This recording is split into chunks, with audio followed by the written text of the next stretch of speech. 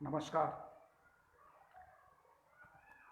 Electrohomoeopathy के इस episode में मैं 11वें क्रम में आज 11वें दिन आपका प्यारा दोस्त डॉक्टर अनिल श्रीवास्तव बस्ती उत्तर प्रदेश से आपके बीच एक बार फिर। आज इससे पहले कि मैं आपसे कुछ बात करूं, फिर मैं अपने उन्हीं साथियों का आभार व्यक्त करूंगा जो लगातार मेरे फ़ोन कॉल्स पर बने हुए हैं। और एक थोड़ा सा परिवर्तन आज के फ़ोन कॉल्स में हमको देखने को मिली है, और वो ये है कि जहां कल तक हमारे पास पंजाब, हरियाणा, दिल्ली, राजस्थान, गुजरात और महाराष्ट्र के साथ ही फ़ोन कर रहे थे, कल से एक नई हुजूम हमारे पूर्वोत्तर राज्यों में हुई है, जहां से हमारे पास झारखंड, बिहार, छत्तीसगढ़ और असम से भी फ़ोन हमारे पास आने लगे हैं। मैं आप सबका बहुत बहुत आभारी हूं कि आप सब हमारे साथ लगातार जुड़ रहे हैं, और मुझे लग रहा है कि मैंने जो कुछ एक लक्ष्य बनाया था, मैं उस लक्ष्य की ओर पहुंच चुका हूं। और इलेक्ट्रोहोम्योपैथी जानने वालों की एक लंबी कतार है। अभी इस कार्यक्रम को आरंभ करने के ठीक 15 मिनट पहले एक डॉक्टर लक्ष्मी त्रिपाठी हैं, जिन्होंने गुड़गांव से मुझे फ़ोन किया, और उनकी फ़ोन पर जो मेरी समस्या सुनने में आई, मुझे बड़ा दुख हुआ। मैं पहले उनकी समस्या पे आपसे 1 मिनट चर्चा करूंगा। उन्होंने कहा कि मैं सर इस वर्ष 3rd ईयर में हूं और लगभग प्रति वर्ष 1 लाख रुपए हमसे इलेक्ट्रोहोम्योपैथी पढ़ाने वाले संस्थान गुड़गांव में ले रहे हैं। और जब मैं उनसे किसी क्लास की बात करती हूं तो सिर्फ हमसे कहते हैं किताबों से नोट कर लीजिए, इसको पढ़ लीजिए, इसका प्रश्न उत्तर तैयार कर लीजिए और परीक्षा में आएगा आप लिख लीजिएगा। और वो एक ब्रिलियंट स्कॉलर है जिसको इलेक्ट्रोहोम्योपैथी पढ़ने, समझने और कुछ कर दिखाने का जुनून है, लेकिन उस जुनून को वो तथाकथित शैक्षिक संस्थान जो इलेक्ट्रोहोम्योपैथी के नाम पे कोर्स चला रहे हैं गुड़गांव में, उन्होंने अभी हमको संस्था का नाम नहीं बताया है। मैंने कहा व्हाट्सएप पे आप उस संस्था का नाम लिखिएगा जहाँ से आप कोर्स कर रही हैं, तो मैं उस संस्था के संचालक से यदि मेरा संपर्क फ़ोन पर होता है तो मैं उनसे बात करूँगा। मैं अपने उन तमाम, आज का मेरा विषय भी यहीं से शुरू हुआ कि इलेक्ट्रोहोम्योपैथी के तथाकथित शिक्षण संस्थान, ये मेरा आज का शीर्षक बन गया। पिछले 100 वर्षों से भारत में यही होता आ रहा है कि इलेक्ट्रोहोम्योपैथी से रुपया कमाने की संस्था संचालकों की एक होड़ लग गई है।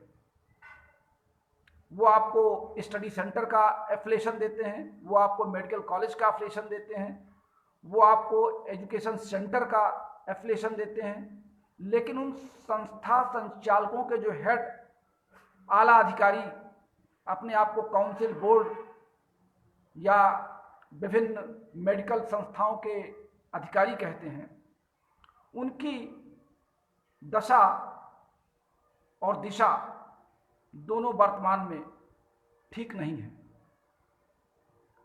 जब आप मेडिकल संस्थान की बात करते हैं तो आपको ये पता है कि हर चिकित्सा पद्धति में 3 वर्ष के कोर्स समान होते हैं, चाहे वो एलोपैथी मेडिकल कॉलेज हो या होम्योपैथी हो या आयुर्वेद हो या यूनानी हो, क्योंकि शरीर क्रिया विज्ञान, शरीर की विभिन्न जटिलताओं के बारे में ये हर चिकित्सा विज्ञान अपने विद्यार्थियों को पढ़ाता है। उसके बाद मैटेरिया मेडिका और फार्मेसी हमारी कुछ अलग होती है, उनकी कुछ अलग होती है। तो जब आपको ये पता है कि आपको एनाटॉमी, फिजियोलॉजी ये आपको कंपलसरी पढ़ाना है, तो आप उस तरह के विद्वान अपने शिक्षण संस्थाओं में क्यों नहीं रखते हैं? उस तरह के प्रायोगिक उपकरण अपने संस्थाओं में क्यों नहीं रखते हैं? उस तरह का स्टैंडर्ड मेंटेन क्यों नहीं करते हैं? जब आप एक टीन शेड में, एक शटर की दुकान पे, एक 2 कमरे के मकान को इलेक्ट्रोहोम्योपैथिक मेडिकल कॉलेज का बोर्ड लगा देंगे तो स्वाभाविक है कि हमारी छवि भी वैसे ही बनेगी। और इससे ये भी पता चल जाता है कि हम किस प्रकार के स्टूडेंट का चयन कर रहे हैं और हम कैसे विद्यार्थी बनाएंगे, किस तरह के मेडिकल स्टूडेंट हम समाज को देंगे। और हम इस रुपए कमाने की होड़ में, इस युग में, भागदौड़ में, हम अपने आप में ये भूले जा रहे हैं कि हम जिनकी बदौलत आज कुछ बन के बैठे हैं, एक काउंसलर बन के बैठे हैं, एक संस्था के संचालक बन के बैठे हैं, यूनिवर्सिटी के रजिस्ट्रार बन के बैठे हैं, वो ये भूल रहे हैं कि वो आज की इस युवा पीढ़ी के साथ बहुत बड़ा धोखा और बहुत बड़ा खेल कर रहे हैं। हो सकता है कि उनके जीवन में कोई विपत्ति ना आए, लेकिन उनका ये दुष्परिणाम उनके बच्चों को भोगना होगा। मेरा आप सभी संस्था संचालकों से विनम्र अनुरोध है कि यदि आप इलेक्ट्रोहोम्योपैथिक शिक्षण संस्थान का खेल खेल रहे हैं तो खेल बंद करिए, आप सीधे वास्तविकता पर आइए। ये आप भी जानते हैं कि सरकार अगर मान्यता दे देगी तो आपके सारे शिक्षण संस्थान एक मानक के अनुरूप चलेंगे और आपकी दुकानें बंद हो जाएंगी। इससे पहले कि आपको डंडा मार के बंद कराया जाए, कृपया आप मानक के अनुरूप संस्थाओं को चलाना आरंभ कर दें, अन्यथा आप बंद कर दें। क्योंकि अब वो जमाना नहीं है कि आप किसी इतिहास, भूगोल, नागरिक शास्त्र के हाई स्कूल पास को कहें कि आओ हम तुमको रातों रात डॉक्टर बना देंगे और उसके माता पिता भी प्रभावित हो जाओ और आपको आपके यहाँ आकर के एडमिशन ले लें और आप उसको कागज का एक पन्ना दे दो। अब पढ़े लिखे लोग इलेक्ट्रोहोम्योपैथी की तरफ झुक रहे हैं और पढ़े लिखे विज्ञान के जानकार लोगों को, मुझे बड़ा आश्चर्य हुआ कि वो लड़की बीएससी कर चुकी है और इसके बावजूद वो रो रही है कि उसको कुछ पढ़ाया नहीं जा रहा है। कितना दुर्भाग्य उस शिक्षण संस्थान का कि ऐसे अच्छे विद्यार्थी पाने के बावजूद वो अपनी इमेज नहीं बना पा रहे हैं। अब आइए कुछ बात करते हैं हमारे ये डॉक्टर रमाशंकर जी की ये जीवनी है जो उन्होंने अपने अंतिम समय में इसको लिखा था, जिसमें उन्होंने अपनी आत्मकथा लिखी थी। और इस आत्मकथा में उन्होंने ये स्पष्ट किया था कि वे आधुनिक चिकित्सा विज्ञान जिसे कहते हैं एलोपैथी, उसकी दवा बनाने वाली एक कंपनी के वो प्रतिनिधि थे, रिप्रेजेंटेटिव थे और 34 वर्षों तक उस दवा बनाने वाली कंपनी के साथ जुड़े रहे। रमाशंकर जी का ये मानना है कि 34 वर्ष तक जब मैं अंग्रेजी चिकित्सा विज्ञान की संबंधित औषधियों से जुड़ा रहा तो स्वाभाविक था कि मेरा अंग्रेजी औषधियों के प्रति झुकाव भी बहुत ज़्यादा था। सभी चिकित्सकों से अस्पतालों में जाना आना, दुकान पर पहुंचना, दवाइयों के बारे में चर्चा करना, तो एलोपैथी से इतने ओतप्रोत थे कि इलेक्ट्रोहोम्योपैथी के बारे में छोड़िए, वो होम्योपैथी और आयुर्वेद के बारे में भी सोचने का उनके पास समय नहीं था। लेकिन ठीक उसी तरीके से जैसे अन्य चिकित्सा पद्धतियों के महान आविष्कारक पहले किसी दूसरी चिकित्सा पद्धति में थे और उसकी कुछ कमियों को जानने के बाद उनके मन में उत्कंठा हुई कि हम कुछ नया करें तो एक नई चिकित्सा विज्ञान बनी, बिल्कुल वैसी ही कहानी रमाशंकर जी के साथ रही। 34 वर्षों के बाद पटना में उनके एक पड़ोसी उनसे मिलने आए और उन्होंने इलेक्ट्रोहोम्योपैथी की 2 पुस्तकें उनके हाथ में पकड़ा दी। रमाशंकर जी ने बहुत तवज्जो उसको नहीं दिया, लेकिन पड़ोस में एक लड़की बीमार हुई, उसे कॉलरा हो गया था और वही सज्जन उसको दवा देने आए। इससे पहले कि उस लड़की को अस्पताल ले जाते, वो लड़की उस सज्जन की दवा से ठीक हो गई। रमाशंकर जी को बड़ा आश्चर्य हुआ कि मैं एलोपैथी में मैंने इतना सटीक और इतना जल्दी कार्य करने वाली दवाइयों के बारे में कभी सुना ही नहीं, ना पढ़ा। फिर वो उस सज्जन से मिलना चाह रहे थे, लेकिन वो अपनी वही किताबें दे गए थे, तो उस किताबों को उन्होंने पढ़ना शुरू किया। पढ़ने के बाद उनको लगा कि इस किताबों में कुछ तो अच्छी चीज़ें हैं, लेकिन कुछ विज्ञान से परे हैं जो वैज्ञानिक सिद्धांतों का पालन नहीं करती। इन्होंने अपनी लाइनों में लिखा भी है कहीं पर, मैं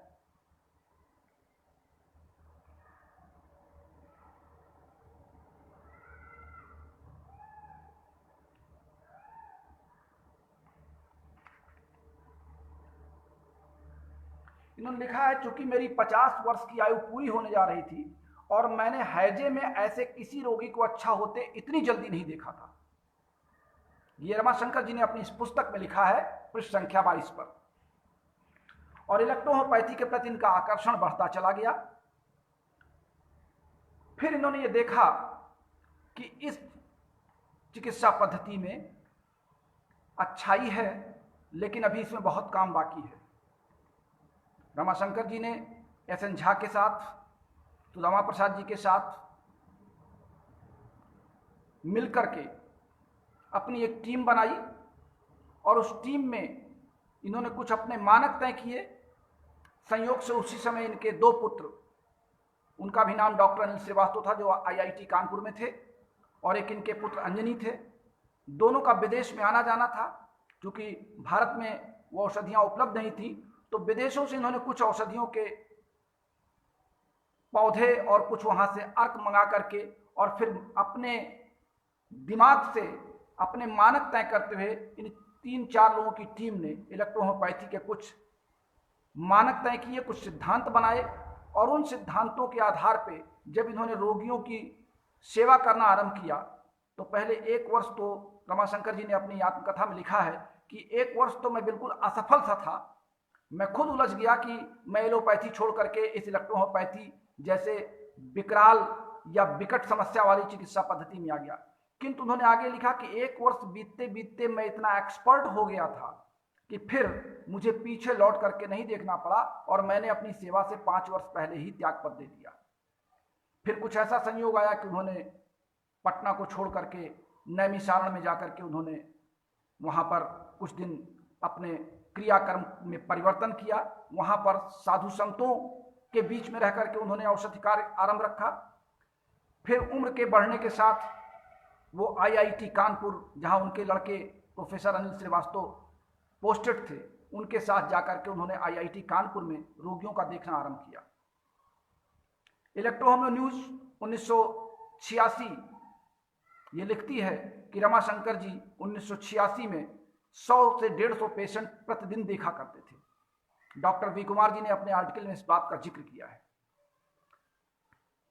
रमाशंकर जी ने अपनी इस पुस्तक में लिखा आत्मकथा में कि 1988 में लाजपत भवन कानपुर में एक इलेक्ट्रोहोम्योपैथिक सेमिनार का आयोजन किया गया, जहां पे डॉक्टर सुदामा प्रसाद जी को भी बुलाया गया और रमाशंकर जी को भी बुलाया गया। लेकिन उन्होंने लिखा कि मुझे बड़ा दुख हुआ कि जब हम लोगों को सुनने वाले और समझने वाले वहां पर 1% लोग भी नहीं थे।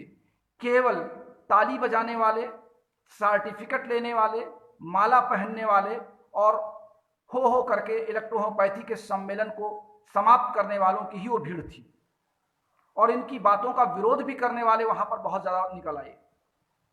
उसके आगे उन्होंने कारण लिखा है कि चूंकि जब इलेक्ट्रोहोम्योपैथी भारत में इलेक्ट्रो कॉम्प्लेक्स होम्योपैथी के रूप में विद्यमान थी तो इलेक्ट्रोहोम्योपैथी और इलेक्ट्रो कॉम्प्लेक्स होम्योपैथी का एक आजमाइश चला। कॉम्प्लेक्स होम्योपैथी के सिद्धांत एलोपैथी से मिलते जुलते थे, जिसमें तमाम बातें एलोपैथी के आधार पर आधारित रोगों के क्रिया विज्ञान को समाहित करते और उन रोगों की व्याख्या और उनके लक्षण को लेकर के औषधियों को दिया जाता था, उनको प्रिपेयर किया जाता था। इस नाते जब इन लोगों ने इलेक्ट्रोहोम्योपैथी आरंभ किया, इलेक्ट्रोहोम्योपैथी के वास्तविक इतिहास को बताना शुरू किया, चूंकि इनके पास सोर्सेज थे, ये इटली और जर्मनी तक अपने बच्चों को भेज करके वहां से तमाम साहित्य मंगा चुके थे इलेक्ट्रोहोम्योपैथी के। तो जब इन्होंने देशवासियों को या उन चिकित्सकों को यह बताना चाहा कि आप अभी तक इलेक्ट्रो कॉम्प्लेक्स होम्योपैथी के बारे में जान रहे हैं, वास्तव में ये भ्रमित करने वाली दिशा है। आप इलेक्ट्रोपैथी के बारे में समझिए, इलेक्ट्रोहोम्योपैथी के बारे में जानिए। तो ऐसी दशा में लोगों ने इनका विरोध करना शुरू किया और ये लोग मानने को तैयार ही नहीं थे कि इलेक्ट्रो कॉम्प्लेक्स होम्योपैथी और इलेक्ट्रोहोम्योपैथी दो अलग अलग विधाएं हैं। लेकिन बाद में जब ये हुजूम चला और इन लोगों ने अपने रिसर्च वर्क आगे बढ़ाए और तमाम तरह के काम दिखाना शुरू किया और रोगियों को इस क्रम में दवा देना शुरू किया, तो लोगों को लगा कि हाँ, इलेक्ट्रोहोम्योपैथी वास्तव में है। लेकिन आज भी देश का दुर्भाग्य है कि इलेक्ट्रोहोम्योपैथी को मानने वाले अभी भी मात्र 40% लोग हैं जो इलेक्ट्रोहोम्योपैथी के जानकार हैं। उनमें 40% लोग हैं, 60% लोग अभी भी लकीर के फकीर बने हुए हैं। इलेक्ट्रो कॉम्प्लेक्स होम्योपैथी के रोगों के आधार पे, लक्षणों के आधार पे पित्त कफ वात, मैं एक पुस्तक पढ़ रहा था दोपहर में, आज आपके बीच आने से पहले मैं कुछ तमाम पुस्तकों को छांट रहा था, तो मैंने देखा कि एक बहुत बड़े इलेक्ट्रोहोम्योपैथी के विद्वान और साहित्यकार, जिन्हें मैं दोनों नाम देता हूं क्योंकि ज्यादातर किताबें उनकी मार्केट में आ चुकी हैं, हर जगह उन्होंने रोग और पहले रोग का नाम, फिर उस रोग के लक्षण और लक्षण के बाद फिर इलेक्ट्रोहोम्योपैथी की दवा। जब बार बार ये कहा जा रहा है कि इलेक्ट्रोहोम्योपैथी लक्षण दूर नहीं करता, इलेक्ट्रोहोम्योपैथी रोग दूर करता और रोग एक ही है, any persistent change in the lymph और blood that is called disease. ऐसी दशा में हम बार बार लक्षणों की बात करते हैं, हम बार बार रोगों की बात करते हैं। कितने लक्षणों की बात आप करोगे, कितने रोगों की बात करोगे? रोगों की संख्या क्या अन्य चिकित्सा विज्ञान ने जो नाम दे रखे हैं रोगों के, क्या वो रोग आप सबको याद हैं? सबकी डिफिनीशन आपके पास तैयार है। जो काम जिस चिकित्सा विज्ञान का है आप उस चिकित्सा विज्ञान पे ओवरटेक क्यों कर रहे हैं? अगर एक पेंटर का काम एक मोची करेगा, एक दाढ़ी बनाने वाले का काम एक कपड़ा बेचने वाला करेगा, तो ये कैसे संभव है? हर जगह पे हर व्यक्ति की अपनी अपनी इंपॉर्टेंस है। एलोपैथी के लोग रोग विज्ञान, रोग पर व्याख्या, रोगों के नाम, उसके आधार पर उनकी औषधियां हैं। होम्योपैथी के जानकार लक्षणों के आधार पे लक्षणों में थाते हैं, उसके आधार पर उनकी औषधियां हैं। हमारे पास तो रोग एक ही है, हमने उस रोग का कोई नाम नहीं दिया है, सिर्फ डिजीज कह दिया है। अंग्रेजी में डिजीज, हिंदी में रोग कह दिया है। और ये भी कहा है कि रक्त और रस में यानी ब्लड एंड लिम्फ में कोई भी अस्थायी परिवर्तन, अर्थात रक्त और रस यानी ब्लड और लिम्फ की जो सेल्स हैं, उस सेल्स में होने वाले कोई भी परिवर्तन, और वो परिवर्तन आते कहाँ से हैं? अभी मैं दोपहर में एक पुस्तक मेरे पास, आज मैंने बहुत सी पुस्तकों को इकट्ठा कर रखा है आपसे सवाल और जवाब करने के लिए। तो सबसे पहले मैं एक इंडिकेशन दे रहा हूं आपको। नाम नहीं लूंगा, एक सज्जन का नाम लेने से अनेक विवाद बढ़ते हैं। सिर्फ मैं हेडिंग पढ़ रहा हूं उनकी कि इलेक्ट्रोहोम्योपैथी चिकित्सा पद्धति के दृष्टिकोण से रोग की नहीं, रोगी की चिकित्सा होनी चाहिए। रोगी की नहीं, रोग की नहीं, रोगी की चिकित्सा होनी चाहिए। क्या आप इससे सहमत हैं? बहुत बड़े लेखक, बहुत बड़े चिकित्सक अपने आप को इस समय इलेक्ट्रोहोम्योपैथी का देश में साबित करने में लगे हैं। बिल्कुल लग रहा है कि केंद्र सरकार और भारत सरकार इलेक्ट्रोहोम्योपैथी को मानता, बिल्कुल उनके जबरदस्त दबाव के कारण अब नहीं तो तब नहीं तो अब दे देगी। और विभिन्न जगहों पर वो ओवरटेक भी करना चाहते हैं कि आप कॉन्फ्रेंस नहीं कर सकते, आप कॉलेज नहीं खोल सकते, आप कोई स्टेटमेंट नहीं दे सकते, क्योंकि इलेक्ट्रोहोम्योपैथी के बारे में सरकार ने उनको कोई गुप्त आदेश दे रखा है। वो गुप्त आदेश आज तक दिखा भी नहीं, मगर धमकियां आती हैं। और ऐसे सज्जन ने एक लिखा है कि इलेक्ट्रोहोम्योपैथिक चिकित्सा पद्धति के दृष्टिकोण से रोग की नहीं, रोगी की चिकित्सा होनी चाहिए। ये इस किताब के हेडिंग में लिखा हुआ है। और इन्होंने आगे लिखा है कि प्रसिद्ध वैज्ञानिक गाइटन ने लिखा है कि extreme dysfunction of the cell is death, where moderate dysfunction of cell is disease a cell. और इन्होंने बताना क्या चाहा है कि सेल के अंदर वाइब्रेशन होता है, और जब वो वाइब्रेशन बढ़ जाता है तो शरीर में रोग हो जाता है। मैं इनसे पूछना चाहता हूं, वाइब्रेशन किस चीज का होता है? वो वाइब्रेशन क्या है? आप वाइब्रेशन की सही व्याख्या नहीं कर पा रहे हैं। आप वाइब्रेशन को क्लियर करिए, क्योंकि जब आप ये कहते हैं प्रत्येक अंग का वाइब्रेशन अलग अलग होता है, जिसको वाइब्रेशन फ्रीक्वेंसी कहते हैं, और इसका मानक हर्ट्ज होता है। इसके आगे उन्होंने लिखा है कि शरीर में 3 प्रकार के स्पिरिट, साउल और बॉडी में एनिमल, प्लांट और मिनरल, हम तीनों को मिला करके जब कोई औषधि देते हैं तो वाइब्रेशन ठीक होता है। कितनी विवादास्पद बात इन्होंने लिखी, और एक सम्मानित पत्रिका ने इसको छाप भी दिया। मैं पूछना चाहता हूं अपने सीनियर साथी से, सीनियर इसलिए कहूंगा कि भाई मुझसे उम्र में बड़े हैं तो सीनियर ही हैं। मैं सीनियर साथी से, इन्होंने एक लाइन और लिखा है, life is in the blood disease, it is a vitiation and medicine is similar, vitiation of lymph and blood due to the dysfunction of organ. Dysfunction of organ, due to dysfunction of organ, vitation is disease.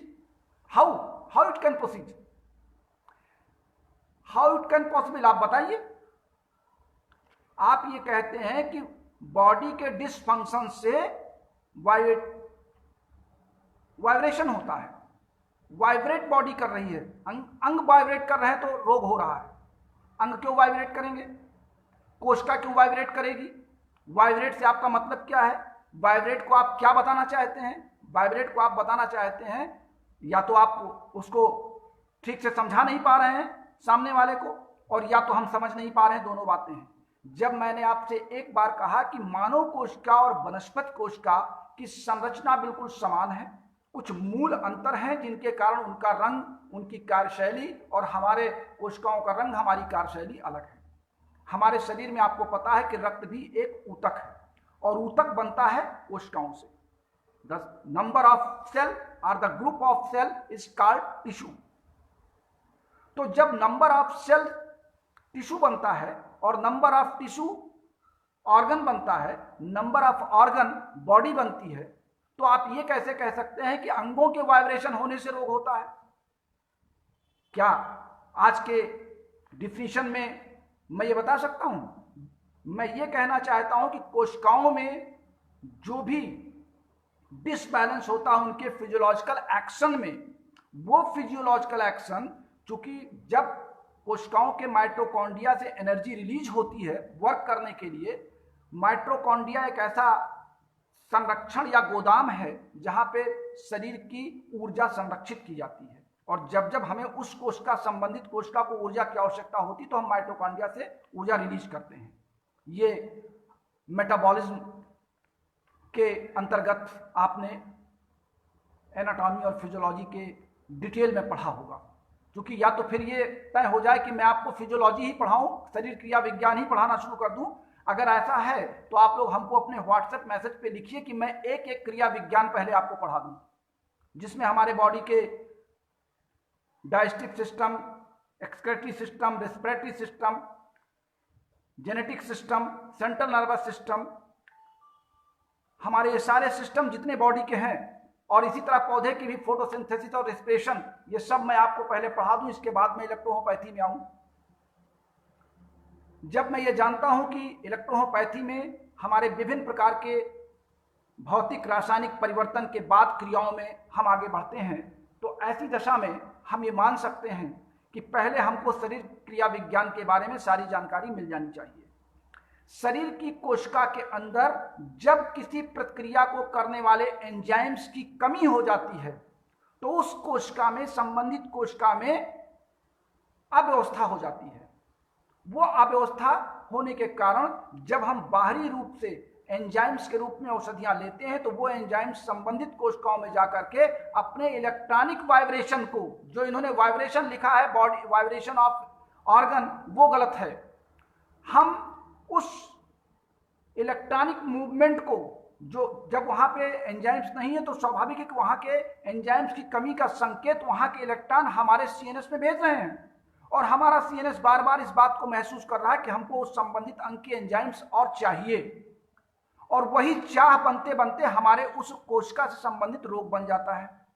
फिर जब हम किसी चिकित्सक के पास जाते हैं तो संबंधित जो हमारे पास संकेत दिमाग में है, हम अपनी वो शिकायत चिकित्सक से कहते हैं। चिकित्सक अगर विद्वान है तो हमारी शिकायत को समझ के हमारे अंग तक पहुंचता है, हमारे उस अंग से संबंधित ऊतक तक पहुंचता है, और ऊतक से संबंधित कोशिका तक पहुंच जाता है और संबंधित एंजाइम्स को देता है। तो फिर जब वो एंजाइम्स की पूर्ति वहां हो जाती है तो फिर हमारे ब्रेन को संकेत मिलता है कि हम बिल्कुल स्वस्थ हैं, यानी हमारे कार्य करने की सीमा बिल्कुल सही चल रही है। तो ये जो शब्द लिखा जा रहा है कि हम रोग की नहीं रोगी की चिकित्सा करते हैं, बड़े आश्चर्य की बात है। हम रोगी की चिकित्सा कहाँ करते हैं? हम कोशिका की, हम चिकित्सा तो किसी करते ही नहीं है, हम तो सिर्फ कोशिकाओं के कार्यों का समस्थापन या होम्योस्टैटिसिस मेंटेन करते हैं। बॉडी के अंदर हर कोशिकाओं के होम्योस्टैटिसिस को मेंटेन करते हैं। हम रोग की चिकित्सा कहाँ करते हैं? रोग हमारे पास है ही नहीं है।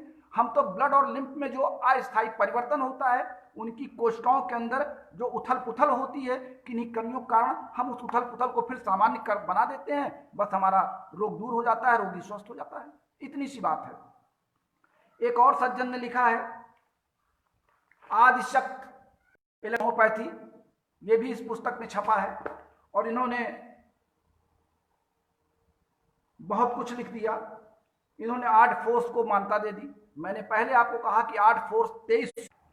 हमारे कोई साथी लिख रहे हैं कि रोगों की संख्या एक है या अनेक। मैंने बार बार कहा है कि रोगों की संख्या हमारे पास सिर्फ एक है, अनेक तो हो ही नहीं सकता। ये रमाशंकर जी ने भी अपनी पुस्तक में लिखा है, हम लोगों ने बार बार कहा है, और पिछले 36 वर्षों से मैं लगातार इस बात को कहता चला आया हूं। तो जब पैरासेट ने 2300 वर्ष पूर्व ये कहा था कि कोई आदिशक्ति होती है जो हमारे पास हम ब्रह्मांड से प्राप्त करते हैं, लेकिन वैज्ञानिक स्तर पर जब हम इसकी पुष्टि नहीं कर पाए कि कोई आउट फोर्स होता है, तो बार बार इस शब्द की तुलना करना, इस शब्द को बार बार किताबों में लाना, ये उचित मैं नहीं समझता हूं।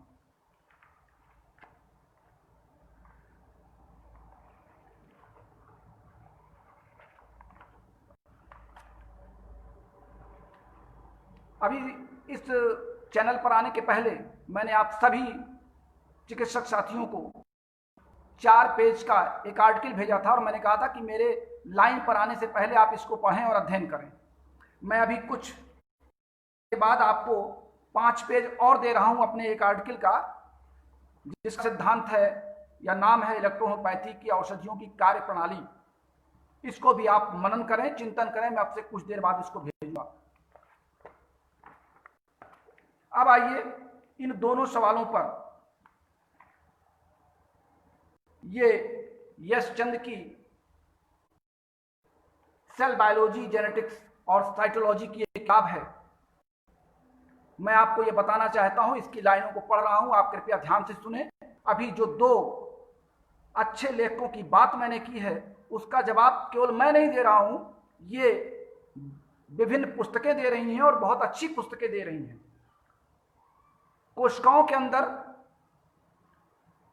लिखा है इन्होंने, in all types of cell cytosol contain the soluble protein and enzymes form 20 to 25% of the total protein content in the cell.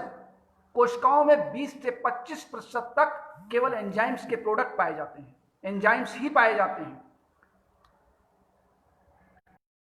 Important soluble enzyme present in the matrix are those involved in glycolysis and in the activation of amino acid for the protein synthesis. In many types of cell, the cystole is differentiated into the following 2 parts, ectoplasm and endoplasm.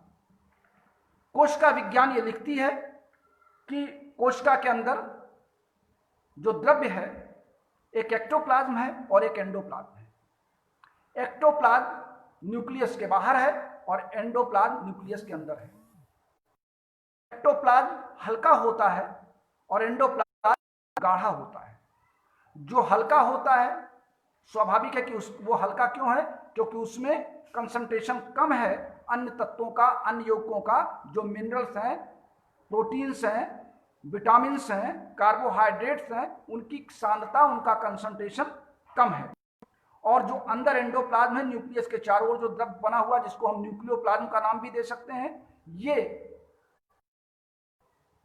और cytoplasm भी आपका 2 घेरे में है। Ectoplasm बिल्कुल plasma membrane के बगल में है और उसके बाद एंडोप्लाज्म है, फिर उससे और अंदर न्यूक्लियोप्लाज्म है। कुल मिलाकर के हम उसको 3 पार्ट में बांट सकते हैं, यानी बाहर से हल्के से अंदर की ओर गाढ़ा होता चला जाता है। तो बाहर हल्का क्यों है? क्योंकि बाहर का इलेक्ट्रॉनिक मूवमेंट उन यौगिकों का, उन ऑर्गेनिक सब्सटेंस का के जो इलेक्ट्रॉन है, आपस में उनके पास गैपिंग है, तो वो चलते रहते हैं, उनकी गति ऊर्जा बढ़ती रहती है।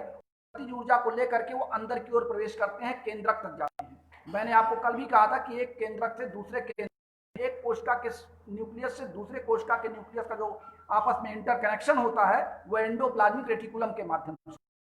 तो जब कोई वाइब्रेशन कह रहे हैं, जब कोई अव्यवस्था इलेक्ट्रॉन के माध्यम से, सोडियम पंप सिस्टम के माध्यम से कोशिकाओं तक पहुंचाई जाती है, तो कोशिकाएं एक्टोप्लाज्म से एंडोप्लाज्म, एंडोप्लाज्म से न्यूक्लियोप्लाज्म और न्यूक्लियोप्लाज्म से नेक्स्ट सेल टू इसको ट्रांसफर कर देती हैं, और इस तरह सेल टू सेल पहुंच करके संबंधित अंग तक वो पहुंच जाता है। इसी बुक ने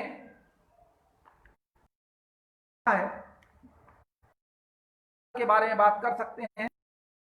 साइटोप्लाज्म में जब आप जाएंगे, कोशिका विज्ञान में जब आप पहुंचेंगे, तो कोशिका विज्ञान के विभिन्न चरणों में आपको यह दिखाई पड़ेगा। हमारे एक साथी